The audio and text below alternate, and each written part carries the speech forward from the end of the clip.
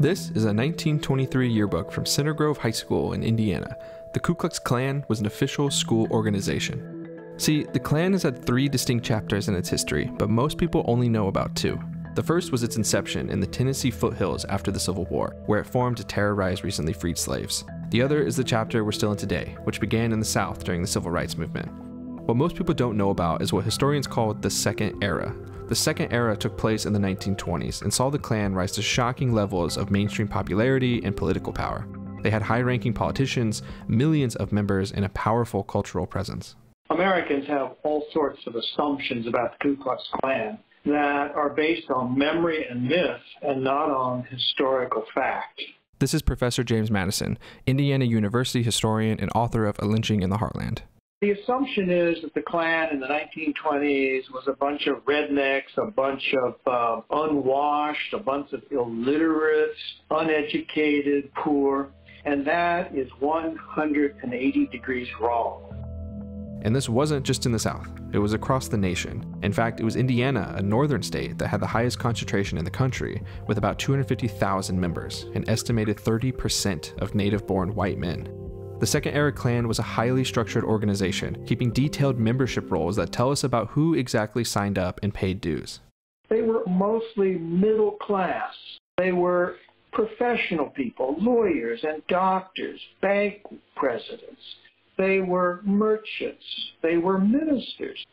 One of the most important things to say about the Klan of the 1920s in Indiana is that they are the mainstream. They're not them. They're not those other people. They are the mainstream. And he really means mainstream. By 1925, half of the Indiana state's elected assembly were Klan members. Both of its senators were in the Klan. Its governor was a Klansman.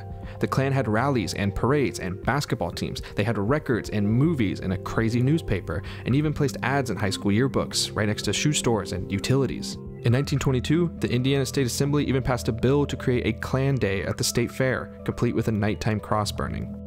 The Invisible Empire garnered this mainstream success in large part to the racial and ethnic anxiety around immigration in the 1920s. This period saw a large influx of immigrants coming into Ellis Island, and white evangelicals across the country were feeling a strong sense that what they called true Americanism was under attack.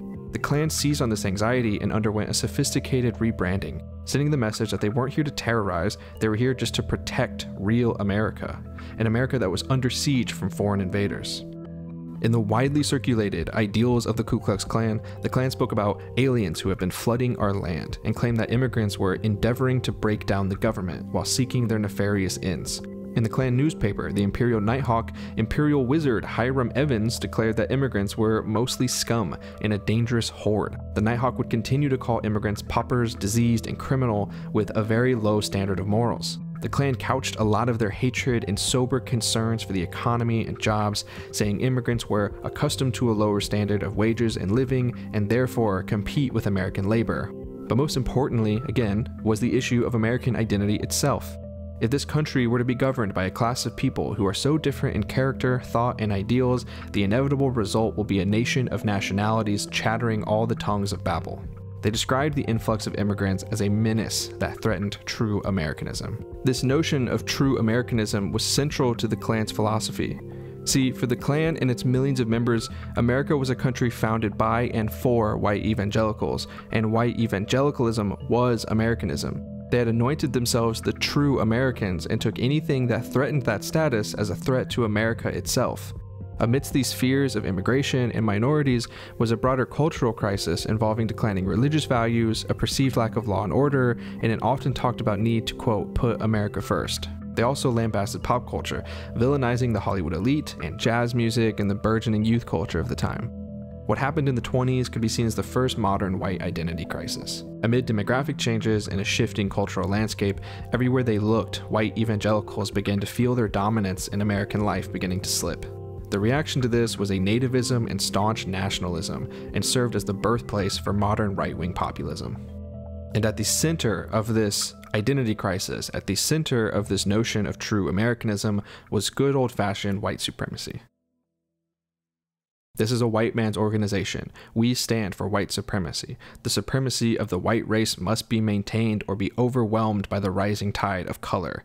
We must keep this a white man's country. Every effort to wrest from the white man control of this country must be resisted. Purity of the white blood must be maintained. One of the crying evils of the times is the mixture of white blood with that of Negro. One of the sad facts in American political life is the readiness of so many politicians to sell their noble white birthright for a mess of black pottage. Here's James Madison again. The Klan didn't create anything that was new. What the Klan did was take the old stories and package them into modern form, taking prejudices and ideas that had been around in America from the very beginning and packaging them in modern form and selling them. They didn't become popular in spite of their bigotry, they became popular because of it. That yearbook we showed you, where the Klan was an official organization, that school actually had a debate about whether or not the Klan was a menace to civilization and should be abolished by law. The seniors took the affirmative, and they lost. The yearbook concluded, "Seems that everybody is a Klansman, or is going to be." There were around 4 million members at the time. The Klan arguably saw the peak of their influence in the Johnson-Reed Act, also called the Immigration Act of 1924, which set strict limits on the amount of immigrants that could enter the US, as well as outright banning immigrants from Asia. The Klan's propagandizing had paid off, with the US Department of State Office of the Historian claiming the law was created to, quote, preserve the ideal American homogeneity. And Senator David Reed, one of the architects of the bill, who said that America needed legislation to, quote, maintain the racial preponderance of the basic strain of our people and thereby to stabilize the ethnic composition of our population. The Second Era Klan all but collapsed by the end of the 20s, mostly due to the over-the-top scandal of D.C. Stevenson, the charismatic Grand Dragon of the Indiana chapter. In 1925, Stevenson was charged with the kidnapping, rape, and murder of Madge Oberholzer. After his bodyguards forced Madge into a train car traveling to Chicago, Stevenson repeatedly raped her and bit her, doctors later describing her body as, quote, chewed all over. She tried to commit suicide as soon as she was able to get away, swallowing 6 mercurial chloride tablets she got from a drugstore, and eventually died several days later to the combined effects of the pills and the infection from the bite wounds caused by Stevenson. Stevenson's imprisonment is how we know about many of the high-ranking politicians in Indiana who kept their affiliation a secret. Stevenson was friends with the governor, Ed Jackson, and he expected a pardon. When he didn't receive one, he lashed out by leaking documents to the Indianapolis Star, showing many high-ranking officials who had signed loyalty pledges to the Klan in exchange for political support, as well as many who were accepting outright bribes. Eventually, the state indicted several high-ranking officials for either receiving or coordinating bribes with the Klan, including the governor, Ed Jackson. The Indianapolis Times would go on to win a Pulitzer for its reporting. The scandal was national news and so tarnished the name of the Klan, the supposed organization of traditional Protestant values, that entire lodges began to quit en masse. By the end of the 20s, Klan numbers would dwindle into a practical insignificance. While the Second Era Klan itself may have folded, its ideas and strategies have had a lasting impact. What fueled the Klan's movement was white evangelicals' fear that traditional American identity was under assault, and most of the things that they saw as the assaulters, immigrants, changing demographics, Hollywood elitism, youth culture, and declining religious values, these are still the same harbingers of doom for right-wing populist movements today. Here's Dr. Leonard Moore, McGill University professor and author of Citizen Klansman. You know, you can take almost all of those issues and follow them throughout the 20th century up until today, and still see this ongoing culture war still being a powerful thing in American life. And really, the 1920s and the Klan and the rise of this kind of right-wing populism really represents the beginning of that in my mind. The Second Era Klan ignited the culture war that we still see happening right now. Right-wing populism has been an ever-evolving force throughout the last 100 years. But there is one thing that has kind of held it all together, and that is the idea that there's a certain group of Americans that see themselves as the real or the true Americans, and they see themselves as being diminished or under threat. Do you believe Christianity here is under siege? Absolutely. You just take a look at what's going on. By various forces around them. That's what was going on in the 1920s in the ways that we talked about that led to the Klan movement. But we've seen the same kinds of things emerge at other times in American history. I would say the most important thing to take away in trying to understand right-wing populism, whether it's in the 1920s or at other periods, and even today, is to not think of the people who are in this category as simply fringe members of society. There's a long tradition among historians of saying, oh, these people were just fringe elements in American society who had a hard time adjusting to modernity, and after a while they would go away.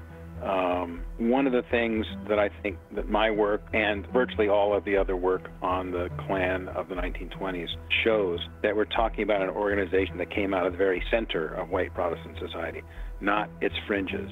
There's been a lot of punditry around Trump's own nationalist movement, claiming that part of his awfulness was the way he managed to take ideas from the fringe and make them mainstream. This isn't the first time historians or political pundits have tried to pin racist movements on fringe elements in our society, often with the intention of making us all feel better about the state and character of our country. It's easy to write off these movements if we simply deem them to be a temporary emboldenment of the fringe, and doing so absolves us of the responsibility to confront them and take them seriously and to recognize them as a fundamental part of the American story. History tells us that Trumpism isn't a fringe movement at all. Trump came directly out of America's mainstream, as did his voters, as did his ideas. The thing is, you need to see that they are part of the mainstream. They are not part of the fringe. And when they have elected a president of the United States, I don't think you need any more proof of that. They can't just be dismissed as irrational and as something that will kind of go away like a bad virus after you if you just wait around long enough.